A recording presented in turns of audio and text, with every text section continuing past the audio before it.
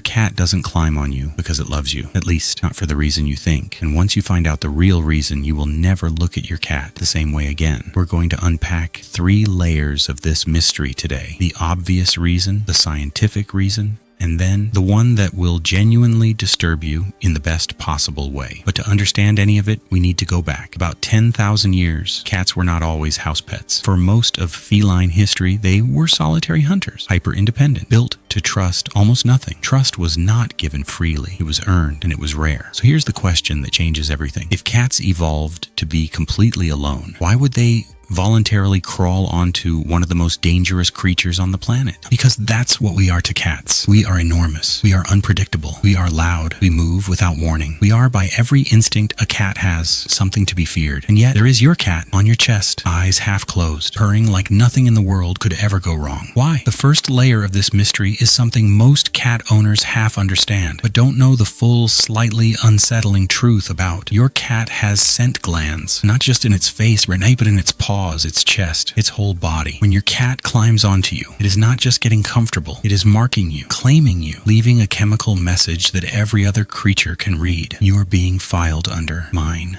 But here's what makes this strange. Cats in the wild do this with things they need to protect for survival. Territory, hunting grounds, their den, not things they're fond of, things they depend on to stay alive. So when your cat marks you, it is not saying I love you. It is saying you are essential to my survival, and I need every other creature to know it. That is a very different thing.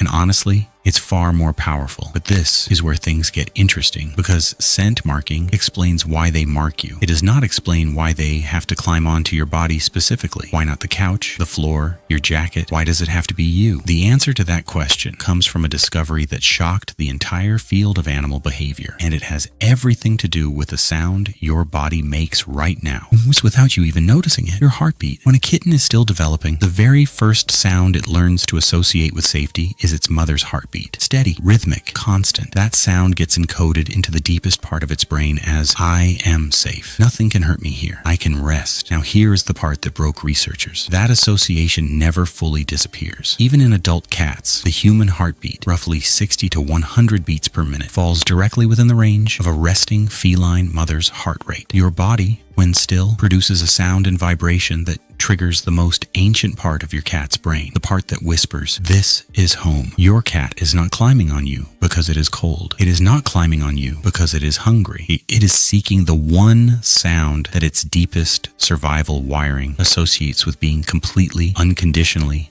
safe. Think about what that means. You didn't earn that response through training. You didn't earn it through treats. You earned it because your body, your heartbeat, became the sound of safety itself. But the real mystery begins here. Scientists discovered something that rewrote how we understand the human-cat bond entirely. Cats can detect cortisol, the stress hormone. In human sweat, they can literally smell your anxiety, your tension, your exhaustion. And when they detect elevated stress levels in their human, they seek physical contact, not to comfort you, to regulate themselves. Here is the mechanism. Physical contact with a trusted being lowers cortisol in both the cat and the human simultaneously. Your heart rate slows. The cat's heart rate slows. You both calm down simply by being in contact with each other. Your cat has learned that when you are stressed, your body produces a chemical signal, and getting onto you is the fastest way for your cat to feel safe again. The side effect is that it heals you too. So every time your cat climbs on you right after a hard day, when you're exhausted, anxious, overwhelmed, it is not a coincidence. Your cat smelled what you were feeling. It came to you for its own survival, and in doing so, it saved you both, and the next discovery changes everything. So let's answer the real question. Why does your cat climb on you? Not because you're warm, not because